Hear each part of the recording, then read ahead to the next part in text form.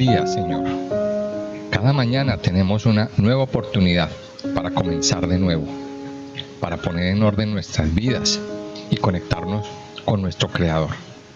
Les invitamos a que disfruten de este tiempo devocional, de lunes a viernes a las 5 de la mañana por Radio Renacer España.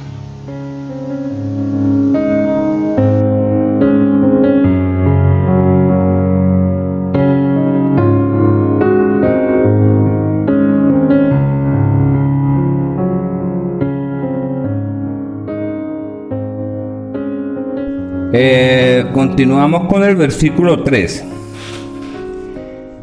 Dice: o si tocare inmundicia de hombre, cualquiera inmundicia suya con que fuere inmundo, y no lo echare de ver, si después llegare a saberlo, será culpable.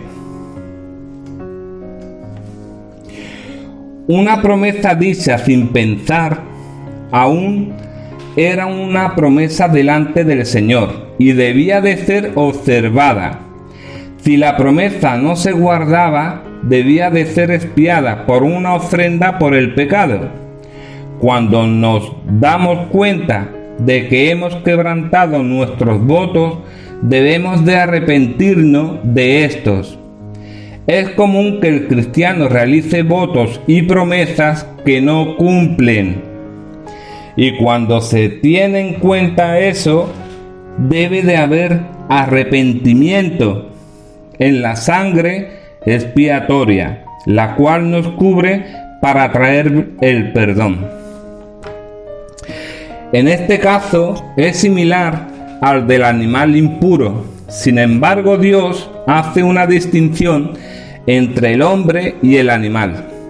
El castigo para esta situación es más severo que para el caso de tocar un animal. En Levítico 11, 24 y Números 19 del 11 al 16, aparentemente había otras diferencias de impureza con respecto al hombre, aparte la muerte. El versículo 4 dice: o si alguno jurare a la ligera con sus labios hacer mal o hacer bien, en cualquiera cosa que el hombre profiere con juramento, y él no lo entendiere, si después lo entiende, será culpable por cualquiera de estas cosas.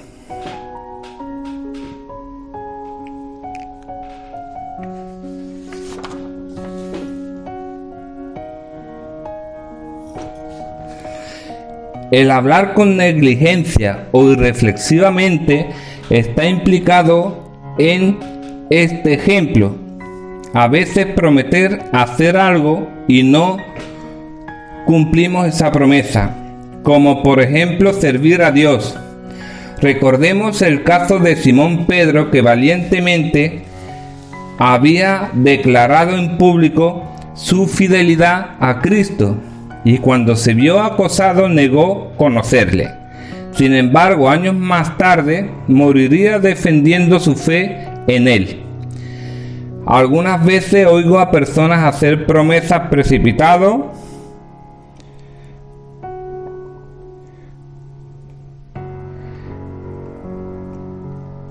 consagrándolos a Cristo para seguirle y servirle, y de arriesgar la vida por él, hasta el punto de no saber lo que estamos diciendo con sinceridad dudosa.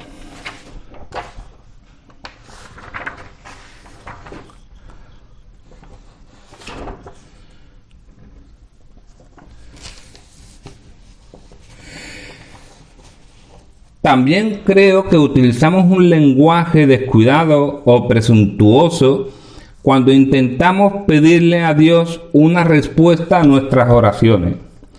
Tenemos que recordar siempre que nuestras oraciones deben tener en cuenta a su voluntad, no la nuestra. sino siempre la voluntad del Altísimo. Si le pedimos algo que está de acuerdo con su voluntad, Él nos escucha. ¿De dónde hemos tomado la idea que podemos exigir a Dios cualquier cosa?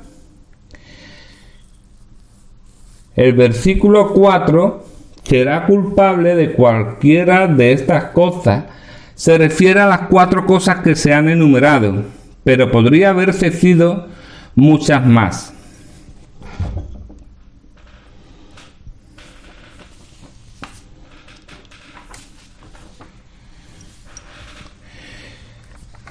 En los versículos 5 y 6 dice: cuando pecare en alguna de estas cosas, confesará aquello en que pecó, y para su expiación traerá Jehová por su pecado que cometió una hembra de los rebaños, una cordera o una cabra, como ofrenda de expiación, y el sacerdote le hará expiación por su pecado. Aquí por primera vez se requiere la confesión. Las otras ofrendas constituían un reconocimiento expreso de culpa. Esta tiene que ver con pecados secretos. Eran secretos aun cuando fueran cometidos contra Dios y el hombre.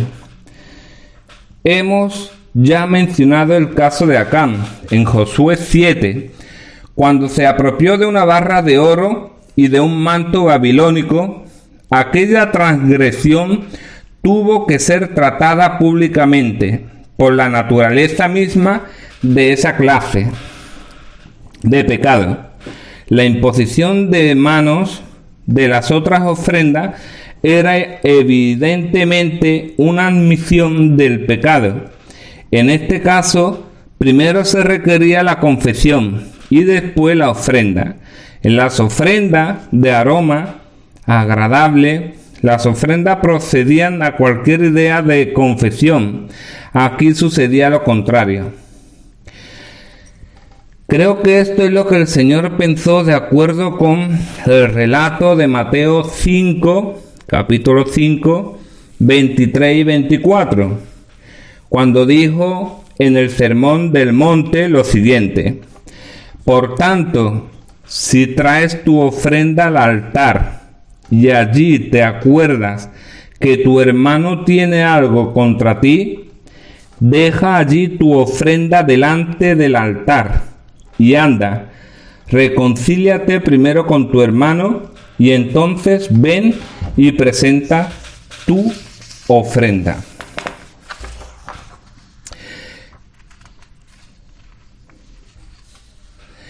El creyente en la actualidad tiene que confesar su pecado a Dios en privado, pero debe ofrecer una compensación a la parte perjudicada. La ofrenda por una transgresión simplemente significaba una ofrenda por la culpa, porque todo pecado se origina de la naturaleza pecaminosa. No somos pecadores porque pecamos, sino que pecamos porque somos pecadores, que tenemos una naturaleza controlada por el pecado. Ya que esta ofrenda se presenta por un acto de pecado que constituye una de las muchas facetas de la naturaleza pecaminosa, el valor de la ofrenda no era tan alto como el valor de la ofrenda por el pecado del capítulo anterior en el capítulo 4.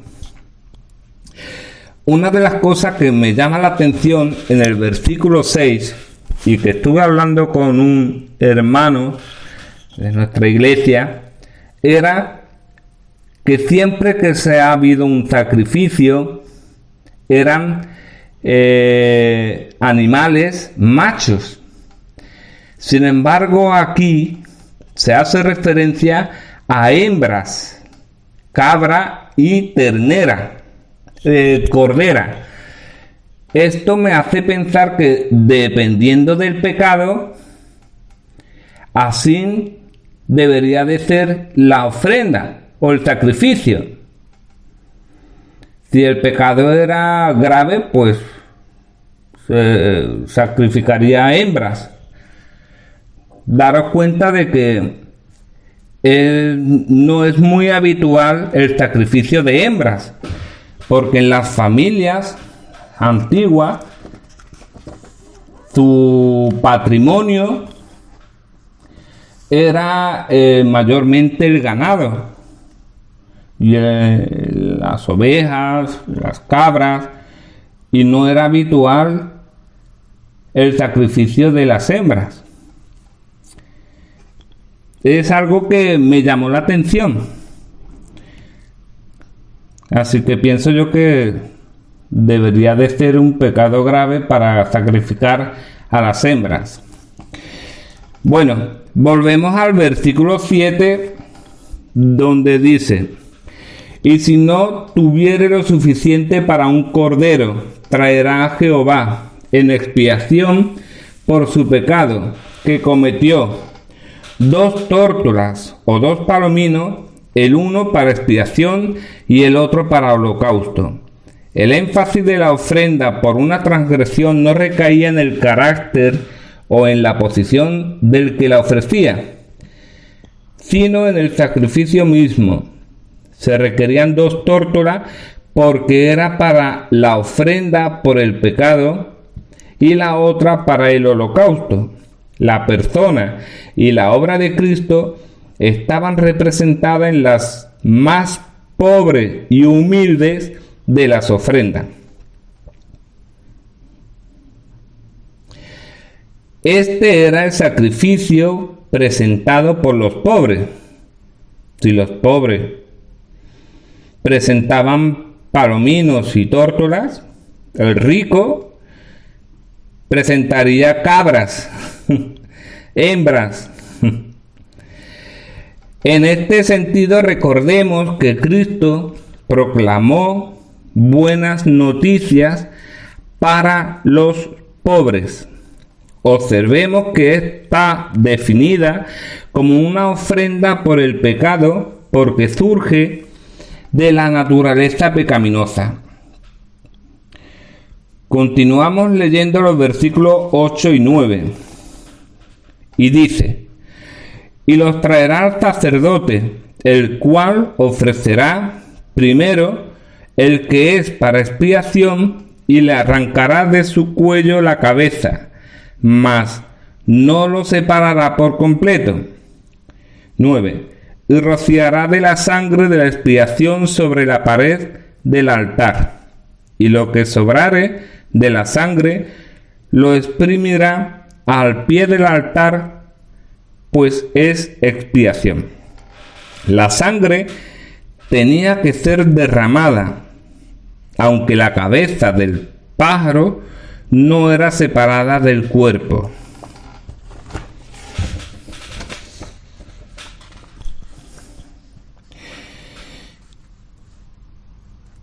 Seguimos con el versículo 10.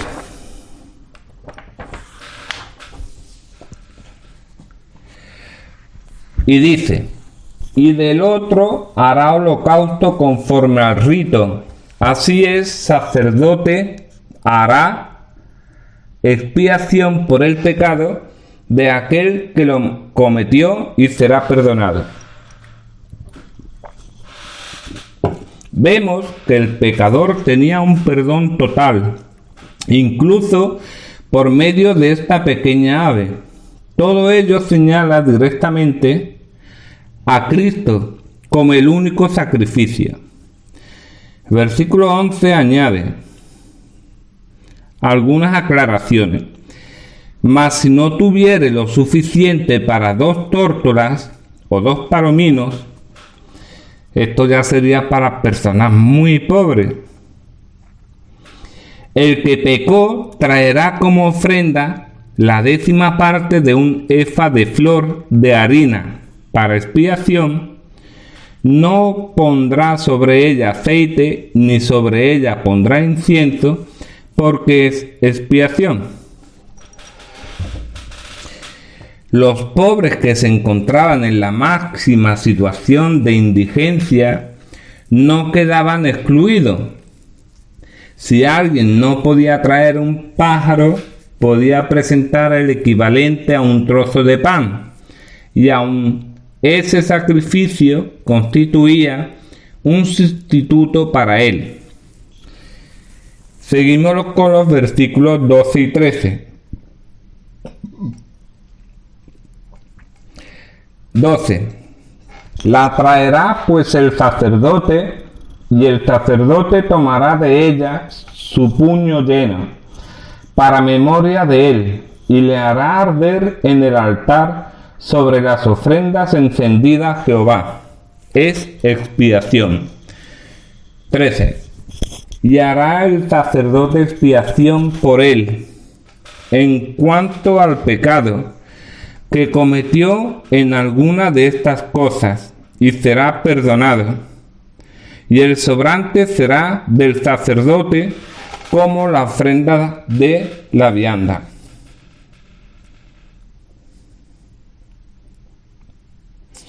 Del 5 al 13, en realidad tiene la idea de cuando se dé cuenta de su culpa.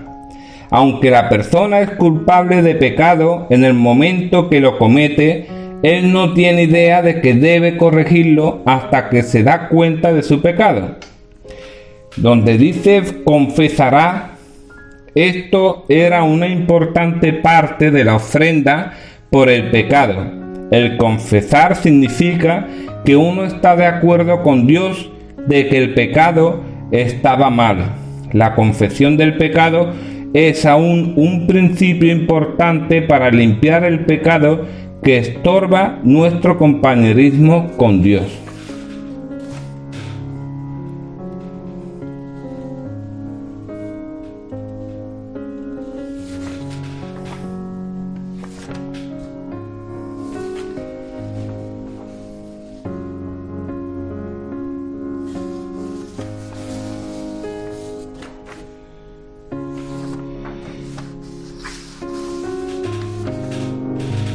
También, al expiarse del pecado, estaba disponible para todos, aun cuando no pudiera ofrecer un cordero o una cabra. Si un hombre era muy pobre para ofrecer 2 aves, aún harina fina podía ser ofrecida como una ofrenda por el pecado. Cuando vemos la fuerza con la cual el principio de la expiación por medio del sacrificio es enfatizado en el Antiguo Testamento, muchas personas podrían preguntarse el por qué el pueblo judío ya no practica los sacrificios. La respuesta es que ellos creen que las buenas obras sustituirán el sacrificio animal.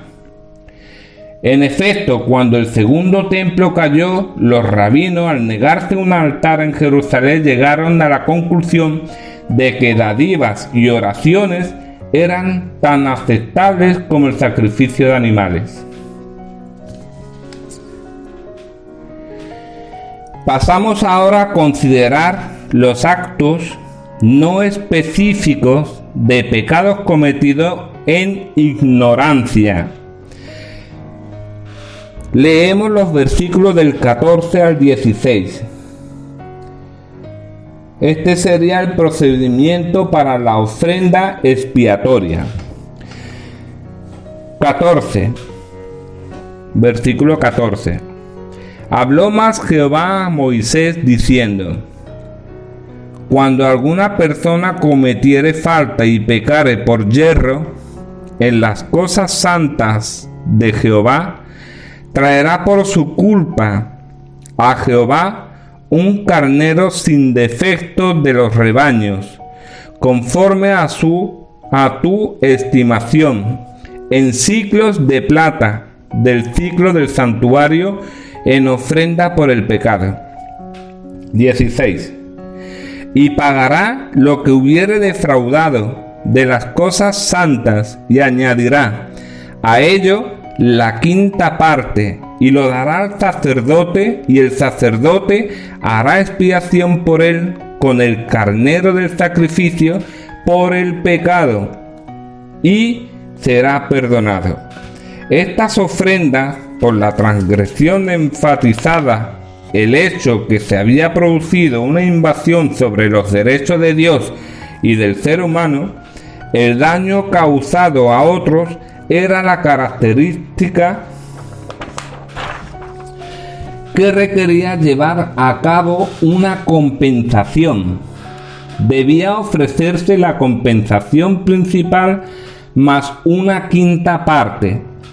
Esto debe haber sido lo que recordó aquel recaudador de impuestos llamado Zaqueo del Nuevo Testamento. De esto habla en Lucas 19, capítulo 19, versículo 8,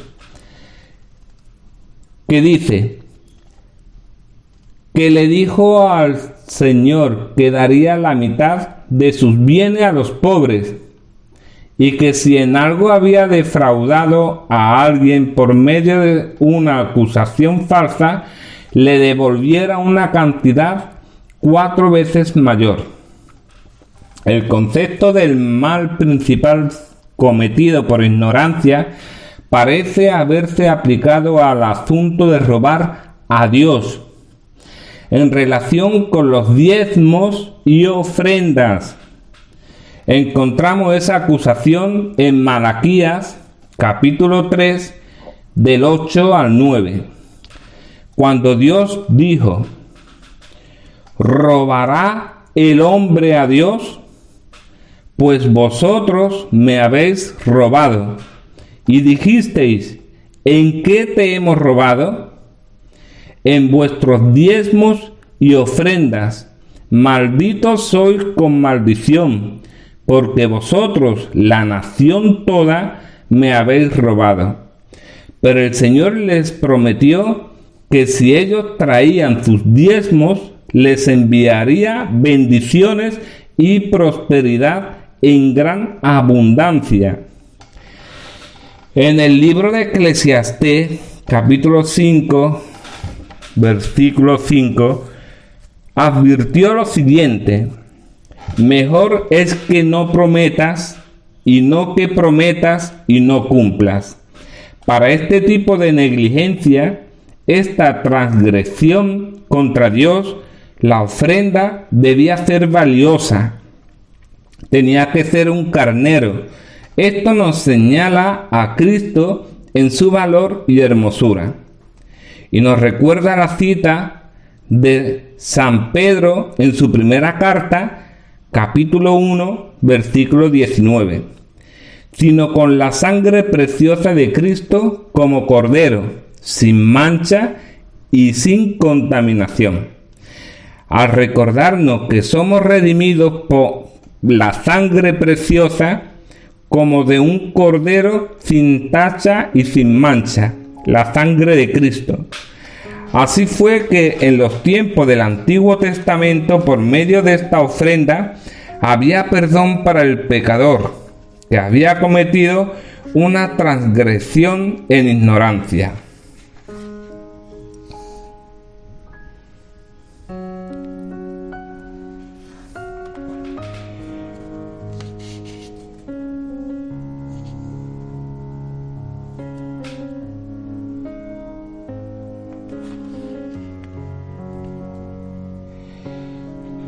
También tenemos que hablar que la ofrenda expiatoria era esencialmente el mismo procedimiento que se usaba para la ofrenda por el pecado, excepto que la ofrenda expiatoria se realizaba cuando alguien pecaba en contra de las cosas santas.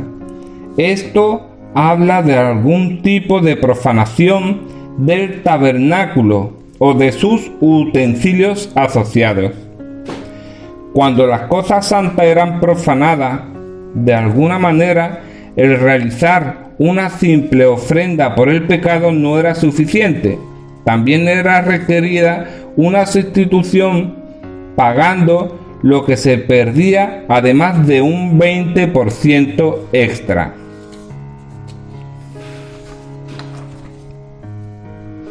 Y si alguien era infiel hacia las cosas sagradas de Jehová, No era suficiente con solo confesarlo y traer una ofrenda por el pecado. Se debía de realizar una restitución por el mal hecho. Se debía de corregir.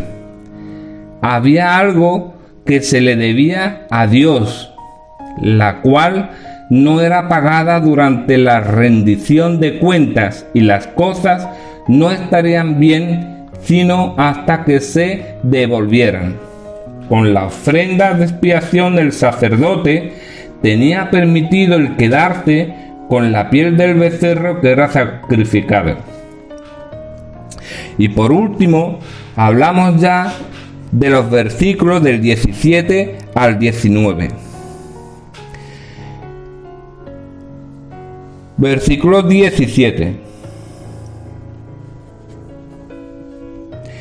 Finalmente, si una persona pecare o hiciere alguna de todas aquellas cosas que por mandamiento de Jehová no se han de hacer, aun sin hacerlo a sabiendas, es culpable y llevará su pecado.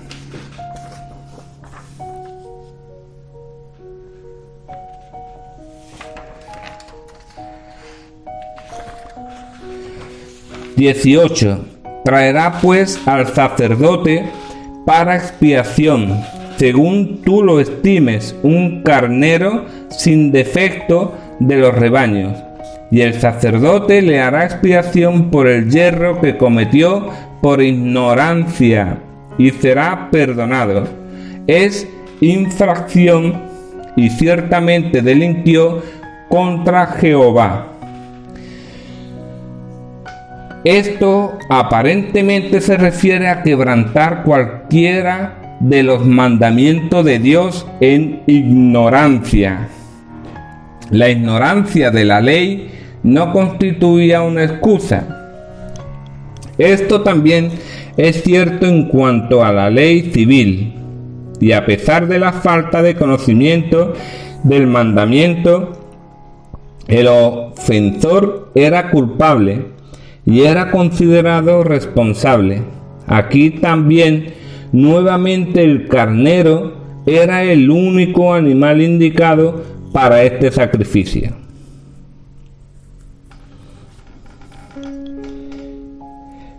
Y si alguien profanaba las cosas santas del tabernáculo, el decir no lo sabía no era una excusa aceptable.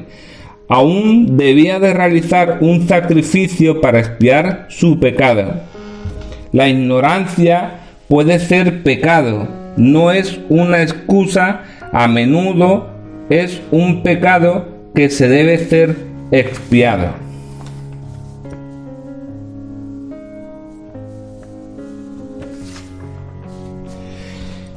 Ahora, hermanos, vamos a orar y terminamos este tema, este estudio bíblico.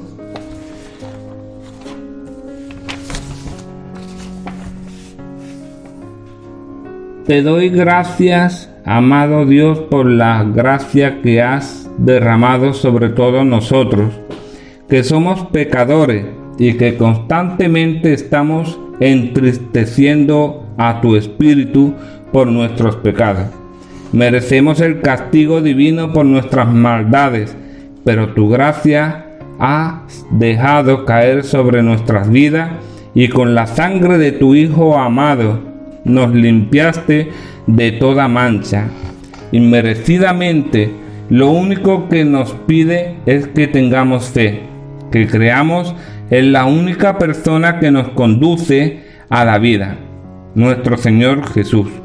Yo creo en ti, Jesús, y hoy te necesito más en mi vida. Gracias por ser mi Salvador. Dios, perdona mis pecados, limpia mi corazón y edifícame por los méritos de Jesús en la cruz. Ayúdame a mostrar un arrepentimiento y darte a ti, Señor, el primer lugar en mi vida. Amén y amén.